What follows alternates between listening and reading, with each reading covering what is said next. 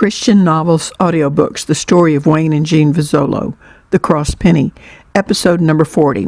Mark, wake up, Baka Raki. It was Amparo. She was not only yelling, but she was shaking him too. Mark woke up with a start. He felt sunburn on his arms, part of his neck, and one side of his face. He had only been asleep about an hour and a half, maybe 2 hours. He looked over at the cow and sat up.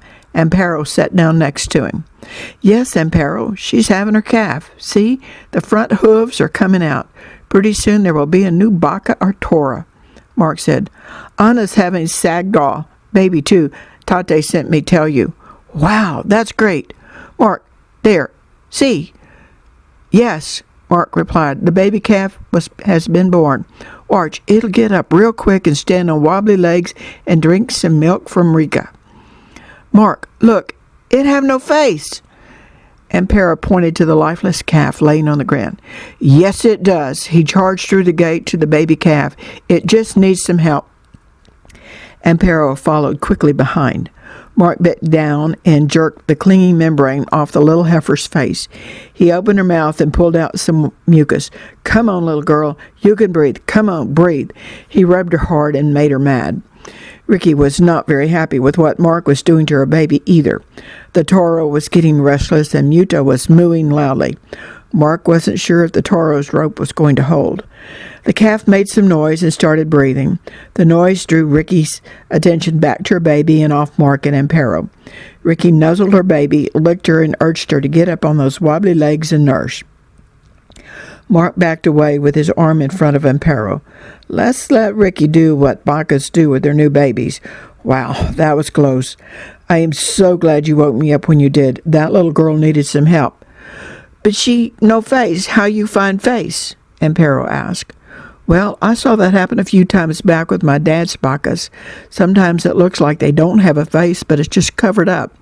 That covering has to come off so the little calf can breathe and eat.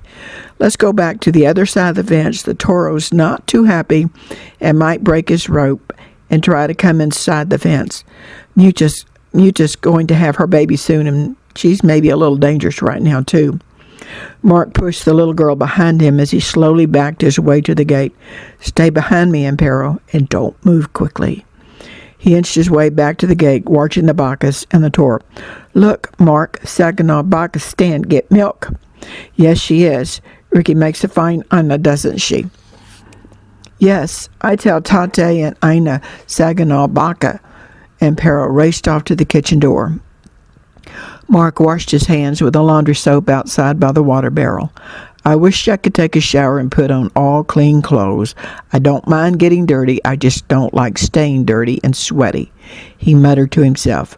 Mark peeled off his dirty, at one time white t-shirt and began to wash it in the laundry water. At least I can put on a pretty much clean shirt. I don't think Amparo got it too dirty last night. It's cleaner than this one anyways. As he slung his wet t-shirt over the clothesline, Amparo came running out. Mark, Anna Saginaw, no face. Please find. Mark didn't know he could move as fast as he did. The kitchen door slammed behind him. He raced in the direction he saw Palma go earlier. That baby's in trouble, but another one is coming, Amparo said. You found the face of the calf. Can you find his face? He's turning blue. Pastor Messick asked while he was catching another baby. Mark said nothing but grabbed the tiny, lifeless blue baby. He quickly peeled the stuck membrane off of the baby's mouth and nose, swept a finger inside his mouth, and removed a plug of mucus.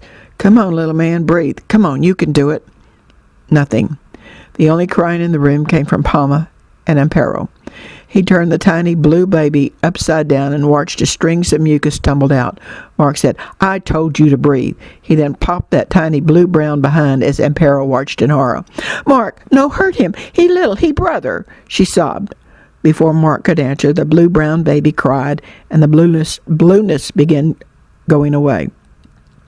As Mark handed the baby to Palma, they heard another cry. Pastor Mason cut the second baby's umbilical cord and tied it just like he had done the first baby.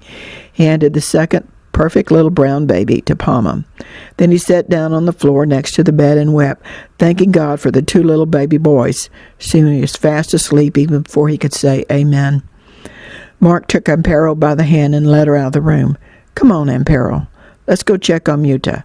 Your baby brothers are both okay. Look how happy they are in your Ina's arms." She willingly followed, but asked why he spanked the tiny blue baby. "Amparo, I had to make him mad enough to cry so he would breathe, just like I had to make Ricky's little calf mad so she would breathe. I wasn't trying to be mean, and I would never hurt the baby, okay?" He grabbed the slightly worn T-shirt on the chair and put it on. "Ouch!